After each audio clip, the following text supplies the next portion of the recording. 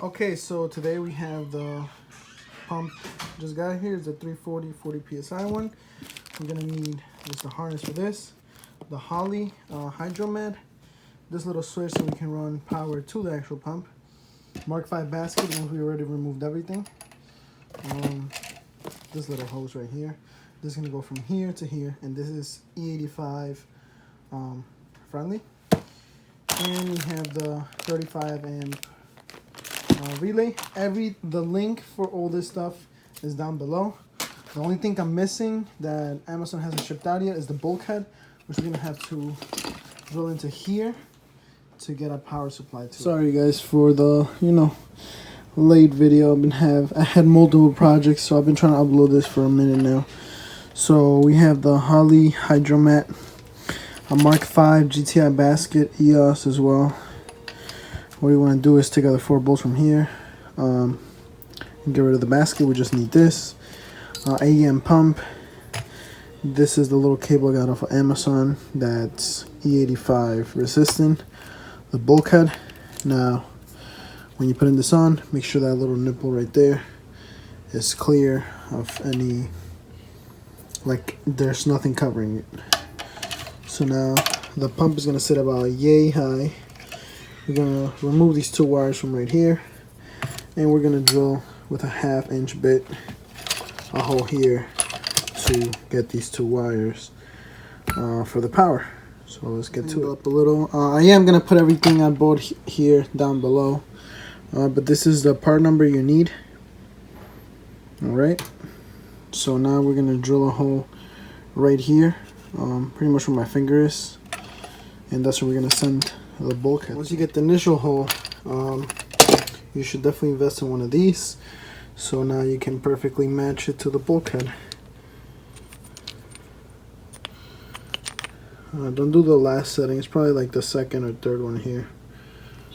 So just do little by little until it fits perfectly and snug in there. This is in. Now I did it close to here so that can actually stop the actual bulkhead from spinning when I'm tightening the bottom, and it won't get loose, so it's a bonus.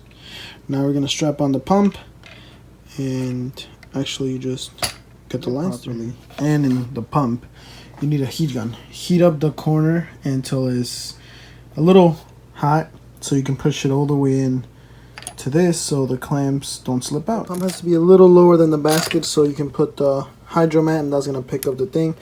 Now I used 4 zip ties.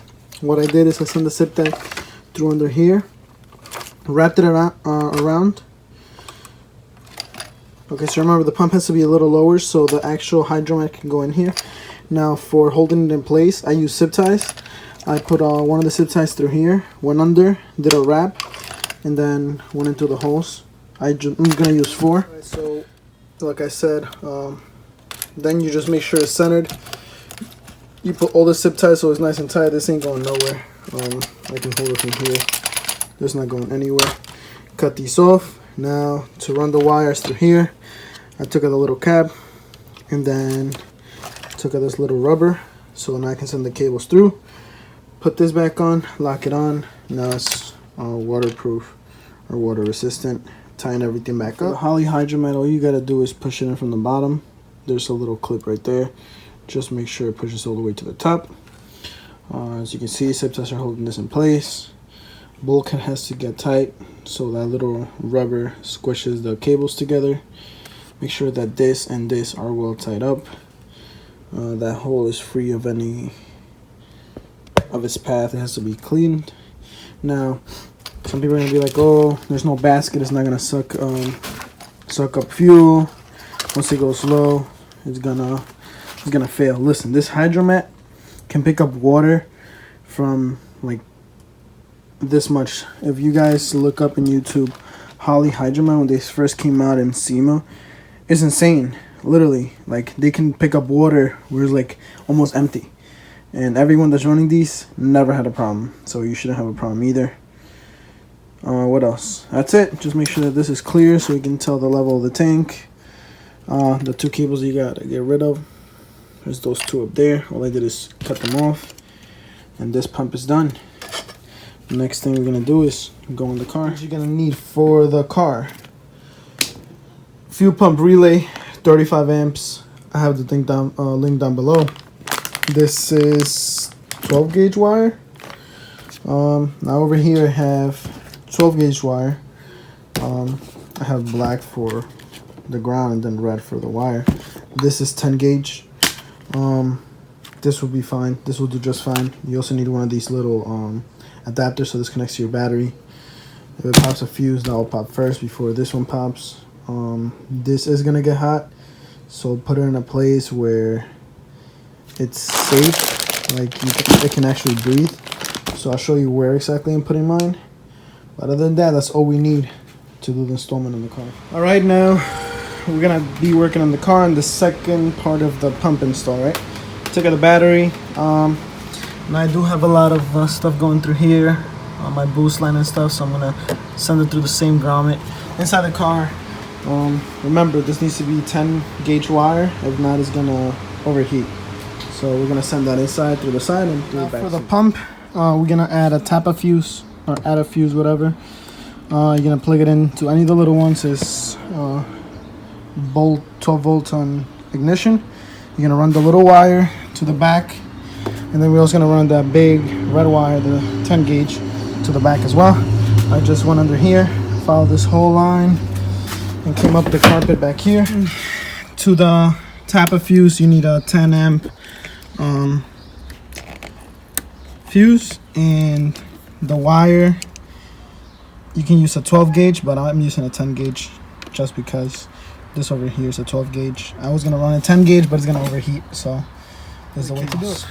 Red wire, that's gonna come from the battery, so you're gonna have to get a butt connector and put that in the red wire.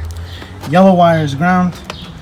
Blue wire in the harness is gonna be power to the pump, and then the gray wire is gonna be the 12 volts on power, so that black wire. And then that's it pretty much. Now we're just gonna wire up the pump. So what we're gonna do is, once you take out the seat and all that stuff, take this out. We're gonna pull this out.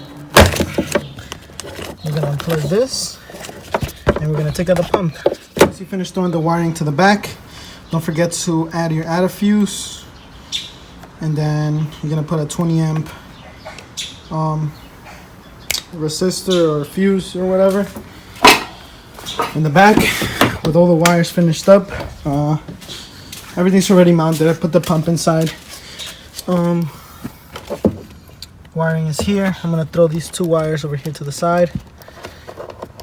It's a little wet because I'm just testing it out. I was like, why is it not turning on? And I totally forgot I'm installing the wood box as well, so that's why it wasn't starting. But you can throw those two wires there. All I did is I cut the cap just a little bit right there, and then you can put everything back on. Okay, so the cables are running through here. The ground is here. I'm gonna put this somewhere around here where it doesn't bother the seat or anything. All this extra wire is just garbage. Everything's wired up how I told you guys. This comes from the battery. This right here is the ignition. This is power to the pump. This is ground. I did my grounds right there. Don't mind the car's dirty, it is gonna get cleaned. Now I just gotta add my wood box back where it goes and ready to fire it up. I was saying everything's installed. The wood box is here. I'm trying to install the software. As you can hear, the pump is very loud. You hear it. Now I just gotta finish the installation of the wood box, and then we should be ready to fire up.